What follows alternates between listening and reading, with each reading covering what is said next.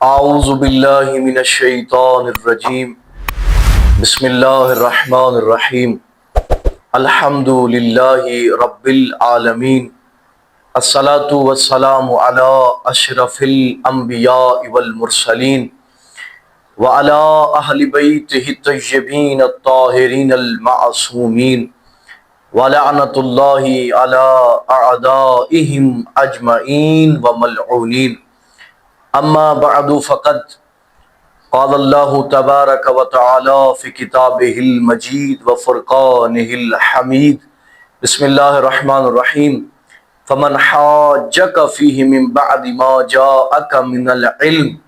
فقل تعالوا ندعو ابناءنا وابناءکم ونساءنا ونساءکم وانفسنا وانفسکم ثم نبتہل فنجعل لعنت اللہ علی الکاذبین اللہم صلی علی محمد وآل محمد۔ عید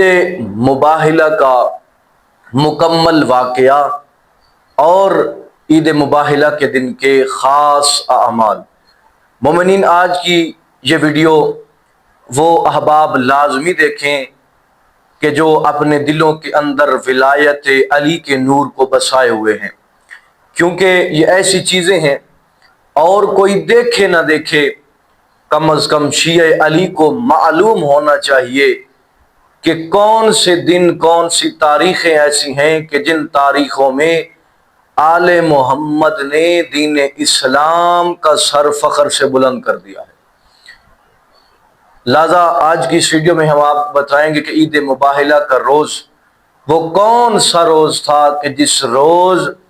اللہ نے آل محمد کی عظمت کو دنیا والوں پہ بھی آشکار کیا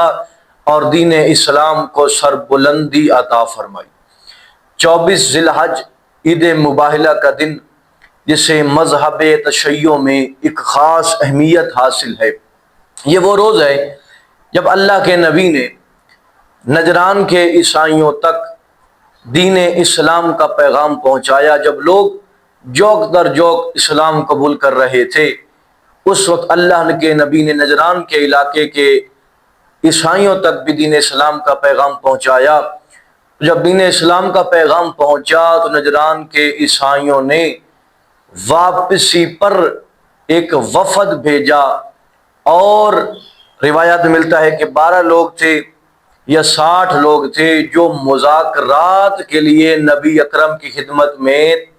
تشریف لے کے آئے۔ لہذا ان کا نبی کے ساتھ مطالبہ یہ تھا کہ جو جس دین پر ہم قائم ہیں وہ دین برحق ہے، لیکن سید الانبیاء نے ارشاد فرمایا کہ حضرت عیسیٰ بھی اللہ کے پیغمبر تھے، نبی تھے، میں ان کے بعد آنے والا آخری نبی ہوں اور دین اسلام اور قرآن جیسی عظیم کتاب کو لے کر آیا ہوں، اور تم تک دعوت اسلام کو اللہ کے حکم سے پہنچایا ہے۔ تو نبی اکرم نے کافی دلائل پیش کیے، کافی چیزیں ان کو بتائیں، لیکن وہ بضد تھے اور انہوں نے دین اسلام کو قبول کرنے سے انکار کر دیا۔ جب انکار ہو گیا، پھر اس وقت سورہ آل عمران آیت نمبر 61 خداوند متعال نے ارشاد فرمائی فَمَنْ حَاجَّكَ فِيهِ مِن بَعْدِ مَا جَاءَكَ مِنَ الْعِلْمِ فَقُلْ تَعَالَوْا نَدْعُ أَبْنَاءَنَا وَأَبْنَاءَكُمْ وَنِسَاءَنَا وَنِسَاءَكُمْ وَأَنفُسَنَا وَأَنفُسَكُمْ ثُمَّ نَبْتَهِلْ فَنَجْعَلْ لَعْنَتَ اللَّهِ عَلَى الْكَاذِبِينَ۔ اللہ ارشاد فرماتا ہے کہ نبی، ان عیسائیوں کو، ان لوگوں کو کہہ دو کہ تم اپنے نفوس لے کر آؤ، ہم اپنے نفوس لے کر آتے ہیں، تم اپنی بیٹیاں لے کر آؤ، اپنی خواتین لے کر آؤ، ہم اپنی خواتین لے کر آتے ہیں، تم اپنے بیٹوں کو لے کر آؤ، ہم اپنے بیٹوں کو لے کر آتے ہیں، ثم نبتہل، پھر ہم لعنت کریں گے، مباہلہ کریں گے، پھر ہم مباہلہ کریں گے، فنجعل لعنت اللہ علی الکاذبین، اور جھوٹوں پر اللہ کی لعنت ہوگی۔ لہذا یہ دن مقرر ہو گیا اور مباہلے کے لیے نجران کے عیسائی بھی تیار ہو گئے، اور ادھر سے دین اسلام کی سربلندی کے لیے اور دین اسلام کی نمائندگی کرنے کے لیے محمد مصطفیٰ نکلے، علی مرتضیٰ نکلے، اور جناب سیدہ اور ان کے 2 لخت جگر نکلے۔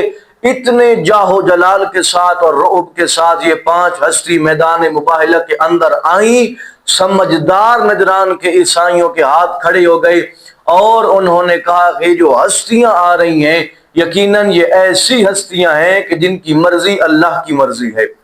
ان کی ناراضگی خود اللہ کی ناراضگی ہے، لہذا انہوں نے مباہلہ کرنے سے انکار کر دیا اور جزیہ دینے کو اپنی اور اپنی قوم والوں کے لیے بہتری اور فائدہ مند یہ انہوں نے آپشن انتخاب کیا۔ لہذا چونکہ دین اسلام میں یہ ایک طریقہ رائج تھا کہ یا تو اسلام قبول کریں یا جزیہ دیں، اگر آپ اسلامی حکومت کے اندر رہنا چاہتے ہیں تو پھر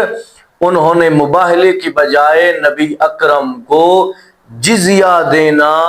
اس کو اپنے لیے انتخاب کیا، اور یہ دن تھا کہ جو دین اسلام کی سربلندی کا دن تھا، کہ جس دن اللہ نے بغیر کسی مباحثے بحث مباحثے کے دین اسلام کو سربلند فرمایا، اور دین اسلام کو سربلند فرمایا بھی تو علی و اولاد علی اور آل محمد کے ذریعے اسلام کو سربلندی عطا فرمائی۔ لہذا یہ بہت عظمتوں والا دن ہے، بہت فضیلتوں والا دن ہے، دعاؤں کی قبولیت کا دن ہے، حاجات کی برابری کا دن ہے۔